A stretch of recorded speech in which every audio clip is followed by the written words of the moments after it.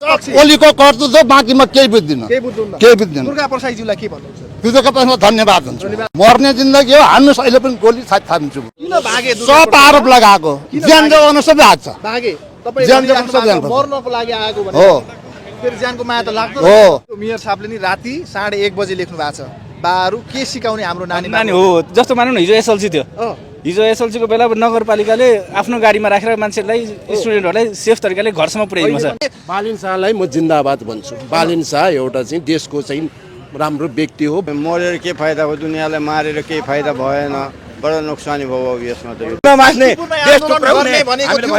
शान्तिपूर्ण आन्दोलन छ तपाईहरुको शान्तिपूर्ण हाम्रो आन्दोलन शान्तिपूर्ण थियो यहाँ के भयो भन्दाखेरि घर धनीलाई पनि थाहै नदिएर पुलिस घरको छतमा गएर चाहिँ त्यहाँबाट असुर ग्यास हान्यो टियर ग्यास हान्यो पेस्तोल पनि साथमा छ पेस्तोल सर्वसाधारण नागरिकले पेस्तोल बोक्दैन यिनीहरूबाट चाहिँ यो आन्दोलन यो राजावादीहरूको आन्दोलन यो नागरिकको आन्दोलन चाहिँ यो बिथोल्नको लागि यिनीहरूले प्लान गरेर षड्यन्त्र गरेको भित्र लुटपाट भएको छ भित्र पेस्तोल सहित हामीले देखेका छौँ भिडियो फुटेजहरूमा हजुरले हेर्नुभयो होला सामाजिक सञ्जालमा मर्ने जिन्दगी हो हान्नुहोस् अहिले पनि गोली साथ थाम्छु म हान्नुहोस् केको लागि राजाको लागि राजाको लागि किन चाहियो यो देश राजा शान्ति सुरक्षाको लागि राजा चाहियो हिजो राजा चाहियो भन्दाखेरि यहाँ धेरैले गोली खायो बा गोली खाता त ओलीको त नि कर्तु हो त्यो राजा ल्याउने भन्ने कमान्डर अहिले कहाँ छ ओलीले त नि सुन्नुहोस् ओलीले 30औं वर्ष लुटेर खाएको थियो नेपाल राजा आएपछि ओलीले लुटेर खानलाई अगाडि लिस्टमा ल्यायो आफू लुकेर बसे एउटा सटर भित्र ओलीले यहाँ सिभिल पुलिसलाई त्यहाँ नराखेर त टियर ग्यास नहानेको भए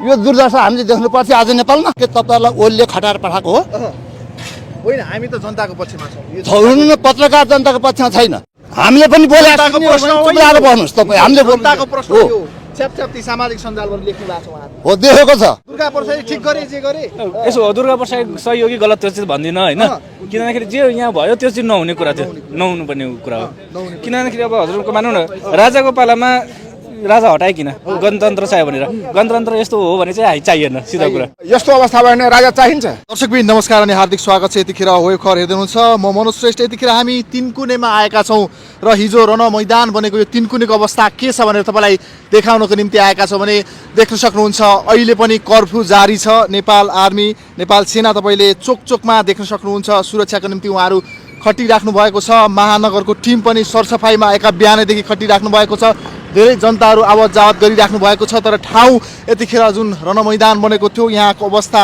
फेरिएको छैन यहाँ अहिले पनि जे पनि हुन सक्ने भनेर हाई अलर्टमा राखिएको छ कर्फ्यू गराइएको छ तपाईँले देख्न सक्नुहुन्छ नेपाल आर्मी नेपाल प्रहरी एपिएफको टिम सडकमा सुरक्षा शान्तिको लागि खटिराख्नु भएको छ यतातिर धेरै मानिसहरूको घुइँचो लागेको छ त्यहाँ अवलोकन गर्नको लागि महानगर नगर प्रहरी टिम पनि खटिराख्नु भएको छ हिजो आगोले खरानी भएको यो ठाउँ नष्ट भएको चिजहरू यतिखेर सरसफाइमा एका बिहानै महानगरको नगर प्रहरी टिम खटिराख्नु भएको छ र हिजो जो आन्दोलनमा आउनु भएको थियो राजावादी साथीहरू राजाप्रेमी साथीहरू यहाँ आउनु भएको छ र उहाँहरू के भन्नुहुन्छ उहाँहरूसँग बुझ्न कोसिस गर्नेछौँ दर्शक हिजोको यो लुटपाट सम्बन्धी चाहिँ तपाईँ के भन्नुहुन्छ तपाईँको जति समर्थन हिजो लुटपाट सम्बन्धमा यो बुझ्नु पर्यो होइन नागरिकले भोटिङमा चोरेका छन् यहाँ भित्रको ल्यापटपहरू चोरिएको छ पत्रकार जलेको छ भाइ मेन कुरा हो हिजो सर्वसाधारण नागरिकको आवाज उठाउने पत्रकारको हत्या भएको छ सर्वसाधारण नागरिकको घर आगजनी भएको छ सिसा फुटेको छ यहाँ के भयो भन्दाखेरि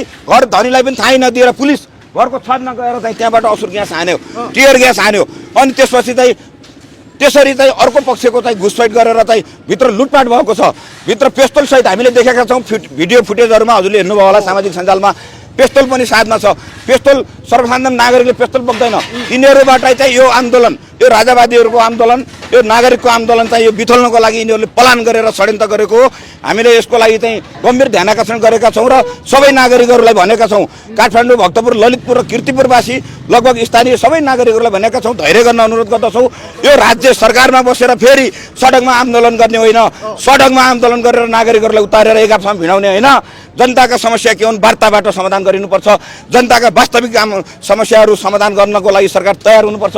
हामीले कुनै देश टुक्राउने कुनै धर्म मास्ने हामीले धर्म मास्ने देश टुक्राउने हामीले भनेका छैनौँ। शान्तिपूर्ण आन्दोलन छ तपाईहरुको? शान्तिपूर्ण हाम्रो आन्दोलन शान्तिपूर्ण थियो। हामी शान्तिपूर्ण र्याली गरिरहेका थियौँ। घुसपेट गर्यो। घुसपैठ भनेको केपी चोर सरकार भ्रष्टाचारी तस्कर सरकारका माफिया कुकुरहरू आएर यहाँ आगजनी गरेका हुन्, यहाँ चाहिँ ढुङ्गामुढा गरेका हुन्, यहाँ चाहिँ तोडफोड गरेका हुन्, लुटेका हुन्। हामीले यसमा केही पनि गरेका छैनौँ। हामीले नागरिक गरिब भई मान्छेका मुद्दाहरू उठाएका छौँ। यो मुद्दा उठाउँदै पनि यसरी चाहिँ धडपड गरियो र यिनीहरूको माहौल राम्रो बन्छ र यिनीहरूको चाहिँ जनमत धेरै भइसक्यो भनेर यिनीहरू रिसले गर्दा यिनीहरूले चाहिँ घुसपैठ गरेका हुन्। नमस्कार। नमस्कार। हजुरको शुभ नाम के पर्यो? मेरो कृष्णबहादुर खड्का। कहाँदेखि आउनुभयो? एका बिहानै कर्फ्यू छ, आज हिँड्न दिएको छैन तपाईहरु? बाटो पनि हिँड्न पाइँदैन। आज 7 बजेसम्म कर्फ्यू। अनि बाटो सबै दर्ता भइसक्यो एमालेको नाउँमा। खोइ के हो बा यो? शान्ति के हो? सुरक्षाको लागि नि हामीले के गर्छौँ हामी बुढाले? सबैको लागि शान्ति सुरक्षाको लागि तपाईहरुको जस्तो ज्येष्ठ नागरिक हाम्रो शान्ति सुरक्षा कसले दिन्छ नेपालमा? हेर्नुस् त, नेपालमा सरकार छ। सोच्नु भएको थियो बा हिजो यस्तो हुन्छ भनेर? नेपालमा सरकार छ, मलाई भन्नुहोस् न, नथल्काइकन। कुर्सीमा बसिराख्नु भएको छ उहाँहरु। को छ कुर्सीमा? अहिले हामी मान्दैनौँ, हामी मान्दैनौँ, त्यसलाई सरकार मान्दैनौँ हामी। मान्नुहुन्न? नेपालमा सरकार छैन। छैन। के खोज्नु भएको छ त तपाईहरु जस्तो ज्येष्ठ? सोझा छ, स्वतन्त्र सोझा छ। स्वतन्त्र? स्वतन्त्र भनेको के हो बा? स्वतन्त्र भनेको एकदम राम्रो जनताले सुख पाउनु पर्यो, हिँड्न डुल्न पाउनु पर्यो। कसैलाई पनि तपाईँहरू जस्ता मान्छेले थर्काएर कसैलाई थर्काउनु भएन यहाँ।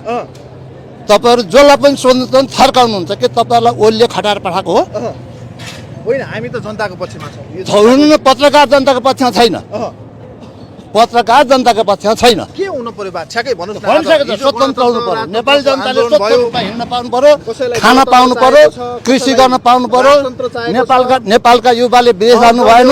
हाम्रो साथी यही पत्रकार यो कोठामा जल्नु भयो। यो कोठामा त नि तपाईँले सिभिल पुलिस लगेर टियर गाँस नहानेको भए यो घटना जन्मिनै थिएन। तपाईँले के बुझ्नुभएको छ? तपाईँले माथिबाट प्रहरीले हो असुर ग्यास फाल्यो हो सिभिल यो निम्त्याएको ओलीले हो। के भन्नुहुन्छ यो घटना ओलीले निम्त्याएको हो। यहाँ लगेर पुलिस लुकाएर टियर ग्यास नेपाली जनतामा नफालेको भए यो घटना आउनै थिएन। भनेपछि त्रसित हुनुहुन्छ बा? यो अवस्था देखिराख्दाखेरि डर लागेको छ? रातभरि हामीहरूलाई डर लागेको छैन। मर्ने जिन्दगी हो, हान्नुहोस्। अहिले पनि गोली थापिदिन्छु म। थादिदिने? हान्नुहोस्। के को लागि? राजाको लागि? राजाको लागि। किन चाहियो यो देश? राजा शान्ति सुरक्षाको लागि राजा चाहियो। हिजो राजा चाहियो भन्दाखेरि यहाँ धेरैले गोली खायो बा। गोली खाँदा त ओलीको त नि कर्तु हो त्यो। राजा ल्याउने भन्ने कमान्डर अहिले कहाँ छ? ओलीले त नि छैन। सुन्नुहोस्, ओलीले 30औं वर्ष लुटेर खाएको थियो नेपाल। राजा आएपछि ओलीले लुटेर खानलाई अगाडि लिस्टमा ल्यायो, आफू लुकेर बसे सडक एउटा सटरभित्र। ओलीले यहाँ सिभिल पुलिसलाई त्यहाँ नराखेर टियर ग्यास नहानेको भए यो दुर्दशा हामीले देख्नुपर्छ आज नेपालमा। प्रहरीको माथि गाडी चलाए तपाईँको कमान्डरले? कसले? सब भिट्टा हो यो। सब आरोप लगाएको हो दुर्गा प्रसादलाई। किन भागे? सब आरोप लगाएको, ज्यान जोगाउन सबै आएको छ। भागे ज्यान जोगाउन सबै मर्नको लागि आएको भने हो। फेरि ज्यानको माया त लाग्दो हो। अनि तपाईँको अब नागरिकलाई सिधै गोली चलाउन तयार छ। अगाडि तयार छ नेपालमा। अगाडि आफूको लागि जनताको छोराहरूलाई प्रश्न सोध्नुहुन्छ कि तपाईँ एकरो बोल्नुहुन्छ? तपाईँ एकरो बोल्नेमा हामीलाई प्रश्न नसोध्नुहोस्। हामीले पनि बोलेको भन्नुहोस्। तपाईँ हामीले जनताको प्रश्न हो। च्यापच्याप्ती सामाजिक सञ्जालमा लेख्नु भएको छ उहाँहरू। हो, देखेको छ। यो सब ओलीको कर्तुत्व हो, बाँकी म केही बुझ्दिनँ। केही बुझ्दिनँ। दुर्गा प्रसादजीलाई के भन्नुहुन्छ? दुर्गा प्रसादमा धन्यवाद हुन्छ। दर्शकबिन देख्न सक्नुहुन्छ। सही हो, युवाहरू म त मान्छु हो। राजा चाहिएको हो। राजा भन्दा पनि दुर्गा प्रसाद ठिक गरे जे गरे यसो हो। दुर्गा प्रसाद सही हो कि गलत त्यो चाहिँ भन्दिनँ होइन। किनभनेखेरि जे यहाँ भयो त्यो चाहिँ नहुने कुरा थियो, नहुनु पर्ने कुरा हो। किनभनेखेरि अब हजुरको मानौँ न, राजाको पालामा राजा हटाए किन? गणतन्त्र चाहियो भनेर। गणतन्त्र यस्तो हो भने चाहिँ चाहिएन, सिधा कुरा चाहिएन। हिजो मेयर साहबले नि राति 1:30 बजे लेख्नु भएको छ, बाहरू के सिकाउने हाम्रो नानी हो। जस्तो मानौँ न, हिजो एसएलसी थियो। हिजो एसएलसीको बेला नगरपालिकाले आफ्नो गाडीमा राखेर मान्छेलाई, स्टुडेन्टहरूलाई सेफ तरिकाले घरसम्म पुर्याइदिनु छ। अहिलेको खै हामी अहिले सरसफाइमा बिहानदेखि लागिसक्यो। अब हामीले पढिसक्यो, एजुकेसन कम्प्लिट भइसक्यो, जब छैन नेपालमा, के गर्ने? अनि त्यसो हो भने हजुरको राजा फ्यालेर यस्तो गणतन्त्र हुनु चाहिँ चाहिँदैन सिधा कुरा। सर नमस्कार। नमस्कार। हजुरको शुभ नाम? मेरो नाम सानु राजा मानन्दर। कहाँदेखि आउनुभयो सर? म चौमतीबाट सभाभक्ति मन्दिर। हिजोदेखि हेरिराख्नु भएको थियो कि आउनु भएको थियो यहाँ तपाईँ? हिजो मिडियामा हेरेको थिएँ, आज चाहिँ साइकल वाक आउँदै। आउनुभयो त? हिजो रणमैदान बनेको यो क्षेत्र अहिले सरसफाइ हुँदैछ धमाधम, यहीँ घर जल्यो, अहिले पनि आगो निम्न है बलिरहेको देखिरहेका छौँ हामीले। के भन्नुहुन्छ, यो घर जलिरहेछ, पत्रकार साथीहरू जले, धेरै मान्छेले गोली खानु पर्यो, यो अवस्था देखिराख्दाखेरि जनताहरू के भन्नुहुन्छ? देशमा शान्ति सुरक्षा छैन होइन, सरकार परिवर्तन हुनु पर्यो हो कि होइन, जस्तै चाहिँ जनताले चाहेको व्यवस्था हुनु पर्यो। के खोजेका छन् त तपाईँ? त अब कुनैमा पनि हुनुहुन्न होला, साइकल चलाएर हिँड्नु भएको छ, के खोजेका छन् त जनताले अहिले ठ्याक्कै भन्नुहोस्? मलाई त राजतन्त्र खोजे जस्तो लाग्छ देशमा। राजतन्त्र खोजेको हो हजुर। जसरी हिजो राजतन्त्रको होइन राजा चाहियो भन्ने आन्दोलनमा यसरी घर जलियो होइन, धेरै मान्छेहरूले मृत्युवरण गर्नु पर्यो, यो घटनाहरू हेर्दा चाहिँ दाइले, किनभने अब 62-63 झल्को दियो है भनिराखेका छन् कतिपयले। 62-63 होइन, तपाईँको 46 साल दोहोरिने भयो। 62-63 साल होइन, तपाईँको 46 साल चाहिँ जनानहरू पनि दोहोरिनु पर्यो। के भन्नुहुन्छ त? जसले हिजो कार्यक्रम पनि गरे अथवा सरकारको पक्षलाई, दुवै पक्षलाई के छ हजुरको तर्फबाट? अब देश परिवर्तन हुनु पर्यो। देश यस्तै भयो भने तपाईँको चाहिँ जस्तै श्रीलङ्का अनि बङ्गलादेश जस्तो हुन्छ। 12 पढेपछि विद्यार्थीहरू नानीहरू नेपालमा बस्दैन, बाहिर जान्छ। हजुर। देशको स्थिति राम्रो छैन। अहिले पृष्ठभूमिमा महानगरले हिजो जलेको खरानीहरू टिप्दै हुनुहुन्छ, फोहोरहरू सफा गरिराख्नु भएको छ, मेयर साहब पनि रातभरि सुत्नु भएको छैन, उहाँले 1:30 बजे बालिन शाहलाई म जिन्दाबाद भन्छु। बालिन शाह एउटा चाहिँ देशको चाहिँ राम्रो व्यक्ति हो। बालिन मात्र होइन, रवि राम्रो हो होइन, हमालजी राम्रो हो, अनि त्यसपछि हर्प साम्बाङ राम्रो हो। नेताहरू चाहिँ देशमा चाहियो। हजुरको शुभ नाम? बिन्दु गेवाली। यतै नजिकै बस्नुहुन्छ?